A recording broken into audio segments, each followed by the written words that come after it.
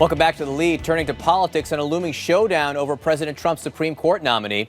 Republicans need at least 8 Democrats to vote in favor of Judge Neil Gorsuch next week to overcome a filibuster, but most Democrats we've heard from, they're openly opposing the nomination.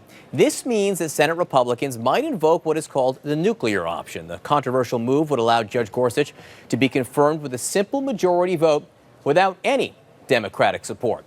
Join me now is Republican Senator Mike Lee of Utah. He serves on the Judiciary Committee. Senator Lee, thank you so much for being with us. I know this is actually a subject you've talked about, written about for a long time.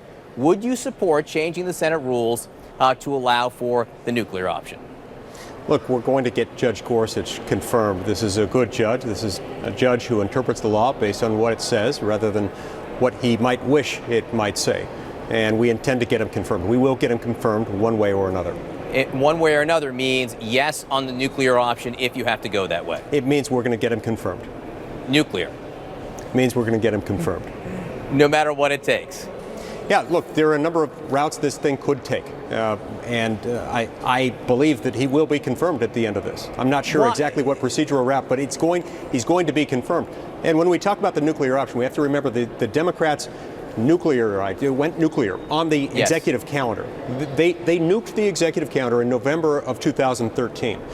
As they did that, they purported to carve out this exception for Supreme Court nominees.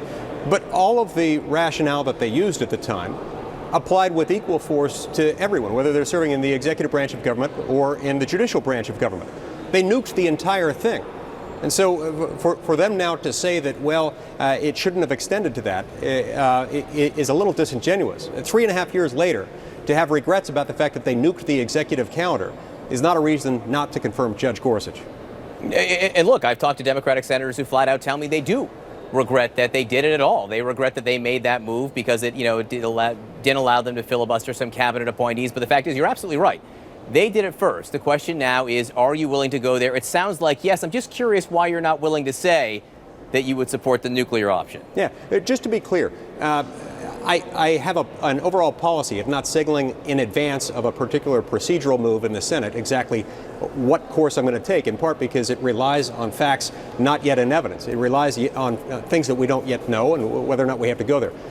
But again, I want to get back to this other point that I was making before, which is that the Democrats, in fact, nuked the entire executive calendar. That's what they did in November of 2013. Whether they acknowledge that or not is a different question. I don't see this as, are we willing to take the next step?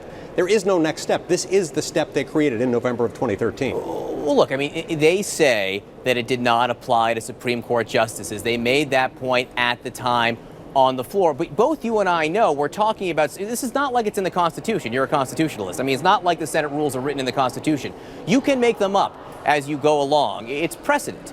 The precedent is, at least right now, that, Supreme Court justices, you can filibuster them right now, but you say you want to go nuclear. I push back on that. I push back on that. I want to be very clear.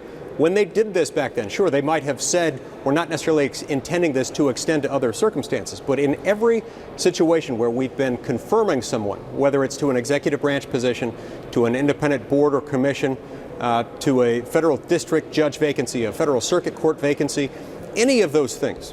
Ever since November of 2013, the precedent has been established that the executive calendar having been nuked, it takes only 51 votes to close debate on a nominee.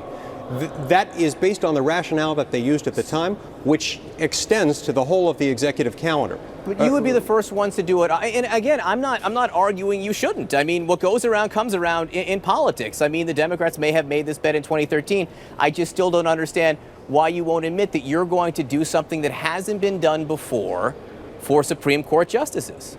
Yeah. Okay. So first of all, one of the reasons why I'm not talking about exactly what we're going to do, we don't know how many votes we will have on cloture.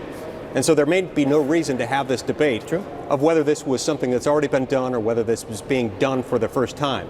And like I say, I have a personal policy of not signaling in most circumstances what procedural steps I might take in the Senate before we know whether it's going to be necessary anyway.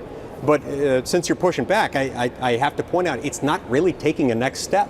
This is the step they took in November of 2013. Every single argument they made in support of their decision to nuke the executive calendar extends to the entirety of the executive calendar and not just to the non-Supreme Court nominees. All right. Again, Democrats would disagree with that, but I think we've run the course on this subject. I think we've run the course. Let me ask you. Can I ask you one question about health care? I don't want to lose you on health care. I don't want to lose you on health care. Democrats would respond differently, but you asked them what they said just a few weeks before the November election this last year.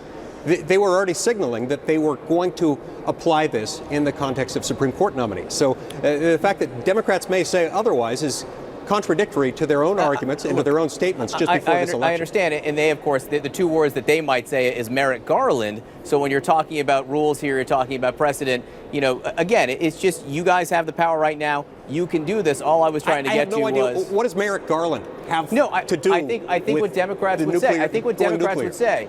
I think what Democrats would say, you know, for Republicans who say you shouldn't filibuster a Supreme Court nominee, Democrats would respond and say, well, you shouldn't block a Supreme Court nominee from even having hearings on Capitol Hill. Fine. All I was saying was the political environment that has been set up over the last 2 years because of Republicans and Democrats.